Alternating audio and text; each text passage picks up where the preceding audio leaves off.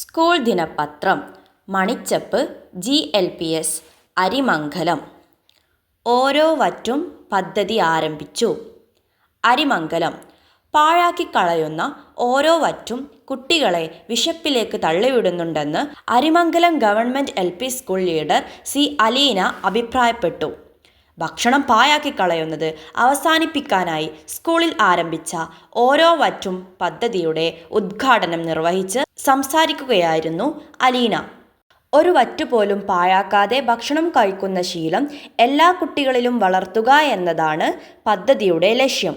സ്കൂളിൽ പ്രതിദിനം 5 കിലോയിലധികം ചോറും കറികളും പാഴാക്കിക്കളയുന്നുണ്ടെന്ന് പഠന പ്രവർത്തനത്തിന്റെ ഭാഗമായി കുട്ടികൾ കണ്ടെത്തിയിരിക്കുന്നു. അതേസമയം രാജ്യത്ത് ലക്ഷക്കണക്കിന് കുട്ടികൾ വേണ്ടത്ര ആഹാരം ലഭിക്കാതെ വലയുന്നുമുണ്ട്. ഈ സാഹചര്യത്തിലാണ് സ്കൂളിൽ ഓരോ വറ്റും പദ്ധതി ആരംഭിക്കുന്നത്.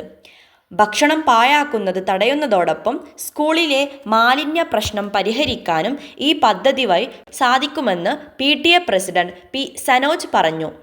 ഒരു മാസത്തിനകം ഭക്ഷണം പാഴാക്കാത്ത സ്കൂൾ എന്ന നേട്ടം കൈവരിക്കാനാവുമെന്ന് ഹെഡ് മിസ്ട്രസ് G. ഷീല അഭിപ്രായപ്പെട്ടു.